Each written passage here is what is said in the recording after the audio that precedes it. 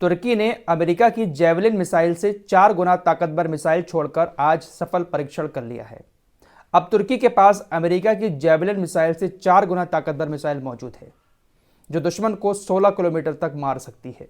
America के अंदर जो जेवलिन मिसाइल है वो अब तक की सबसे ताकतवर एंटी टैंक मिसाइल थी, जिसकी मार 4 किलोमीटर तक थी। लेकिन अब तुर्की ने ये जो मिसाइल बनाई है, जिसका सफल परीक्षण किया है छोड़कर, ये 16 किलोमीटर तक टारगेट कर सकती है।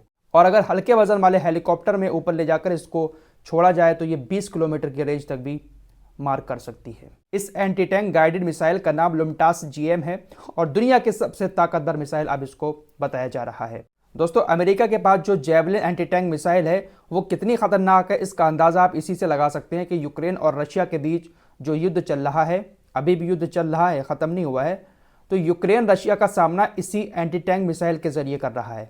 वैसे यूक्रेन छोटा सा देश है, ज़्यादा हथियार भी उसके पास नहीं थे, लेकिन अमेरिका ने अपनी यही javelin anti tank missile Ukraine को दी और उसी के जरिए वो रशिया का सामना कर रहा है। तो उससे 4 गुना ताकतवर अब तुर्की ने मिसाइल बना ली है। इन इस्लामिक देशों के पास ताकत कम थोड़ी ना है, लेकिन इजराइल, अमेरिका जैसे देशों ने पता नहीं क्यों इन लोगों को दबा रखा है, समझ नहीं आता है। ईरान के पास भी देखिए कैसी कैसी मिसाइल है, फतेह 1, फतेह 2, सारी चीज़ें आपको पहले बता चुका हूँ, लेकिन किस बात का डर है समझ नहीं आता है। फिलहाल तुर्की का एक और कारनामा आपको बता दूं, स्वीडन का नाम आपने सुना ही होगा। स्वीडन नाटो का सदस्य बनना चाहता है, लेकिन तुर्की हमेशा से रोड़ा अटकाता है। तुर्की कहता है कि हम इसको सदस्य नहीं बनाएंगे। हंगरी भी इसके खिलाफ है। लेकिन अब स्वीडन की तरफ से बयान आया है कि तुर्की स्वीडन को नाटो का सदस्य बनाने के लिए सहमति जता रहा है और वो बहुत जल्द सहमत हो भी जाएगा और स्वीडन नाटो का सदस्य बन जाएगा। अब स्वीडन ने इतनी बड़ी बात कैसे कह दी? स्वीडन का कहना है कि तुर्की ने हमारे सामने एक शर्त रखी है। वो शर्त ये है कि हमारे देश से जो कुर्द लोग भागकर स्वीडन के अंदर जाकर बस गए हैं, स्वीडिश सरकार उन कुर्द लोगों के ऊपर कार्रवाई करे, उनको पकड़कर जेल में डाले और उनके ऊपर कार्रवाई करे, तब हम स्वीडन को नाटो का सदस्य बना लेंगे। कुर्द के बारे में मैं आप लोगों को पहले भी बता चुका हूं। तुर्की की सेना इराक, सीरिया या तुर्की की पहाड़ियों में जो कुर्द लोग रह रहे हैं उनके ऊपर हमेशा हमले करती रहती है, क्योंकि तुर्की ने कुर्द संगठनों को आतंकी संगठन घोषित कर रखा है। तो ये शर्त स्वीडन के सामने रख दी है और स्वीडन कह रहा है कि हम तो कार्रवाई कर ही देंगे। लेकिन जब स्वीडन के अंदर लगातार कुरान जलाने जैसी घटनाएं हुई थी, तब लोगों ने कहा था कि तुर्की को यह शर्त रखनी चाहिए कि स्वीडन के अंदर अब कुरान ना जलाया जाए। अगर स्वीडन कार्रवाई करेगा कुरान जलाने वालों पर तो हम इसको नाटो का सदस्य बना लेंगे। लेकिन तुर्की ने उस वक्त कुछ नहीं कहा था।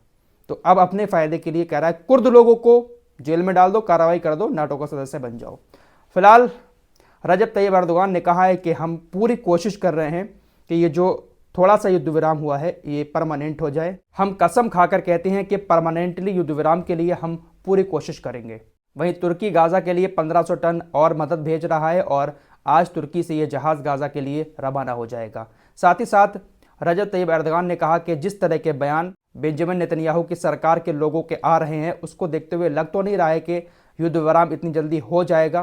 क्योंकि आपको बता दूं, वही परसों ही योब गैलेंट ने कहा है कि ये जो छोटा सा युद्ध विराम हुआ है, इसके ख़त्म होने के बाद हम पूरी ताकत से गाजा के ऊपर हमला करेंगे। तो इन्हीं बातों को लेकर कहा है रजब तैयब अर्दोगान ने। साथ ही साथ रजब तैयब अर्दोगान ने कहा कि अब तक बेंजामिन नेतन्याहू ने जितने भी अत्याचार फिलिस्तीन के ऊपर किए हैं, ये वाला अत्याचार सबसे ज़्यादा ख़तरनाक है। उन्होंने गाजा का कसाई बेंजामिन नेतन्याहू को ये नाम दिया है। वहीं सीज़ फायर की बात करें तो पहले 4 दिन का सीज़ फायर हुआ, फिर 2 दिन की डील हुई। अब इजरायली मीडिया की तरफ से खबरें आ रही हैं कि हो सकता है कि 1 या 2 दिन की डील और आगे बढ़ जाए।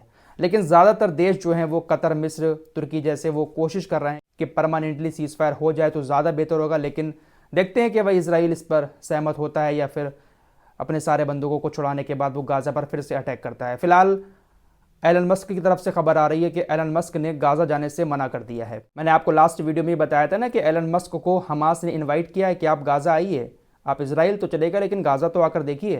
तो अब एलन मस्क ने इसका जवाब दिया है कि अभी गाज़ा नहीं जाऊंगा, अभी वहाँ के हालात बहुत ज़्यादा ख़तरनाक हैं। एलन मस्क को गाज़ा जाते हुए डर लग रहा है। डर वर कुछ नहीं लग रहा है। हकीकत क्या है, एलन मस्क भी इस बात को जानता है। गाज़ा में कैसी तबाही हुई है पूरी दुनिया ने देखी है, लेकिन पैसे का चक्कर है बाबू भैया, पैसे का चक्कर। एलन मस्क ने इजराइल के खिलाफ थोड़ा सा स्टेटमेंट दे दिया था। दुनिया की बड़ी बड़ी कंपनियों ने एडवर्टाइज रोक लिए एलन मस्क के। भले ही दुनिया के सबसे अमीर शख्स हों, लेकिन पैसा कभी नहीं छोड़ते हैं ये लोग। इनके पास जितना पैसा आता रहा है कम है, इनके अंदर इंसानियत नहीं होती है। फिलहाल कह दिया है कि मैं अभी जाऊँगा नहीं, हालात बहुत ज़्यादा खतरनाक है वहाँ के।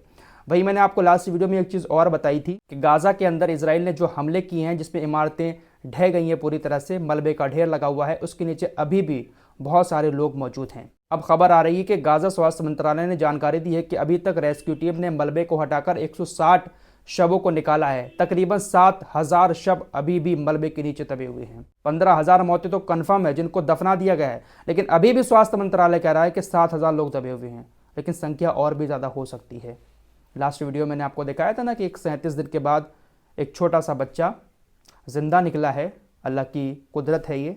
तो ऐसे ही मलबे के नीचे बहुत सारे शव दबे हुए हैं। एलोन मस्क को लेकर ट्विटर पर ट्रेंड कराइए कि जाओ गाज़ा के अंदर हालात देख कर आओ।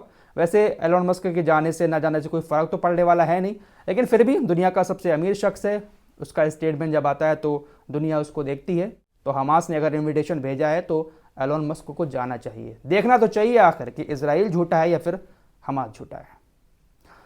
फिलहाल इस रिपोर्ट में इतना ही, मिलते हैं एक और नए वीडियो के साथ, तब तक के लिए अपना ख्याल रखिए।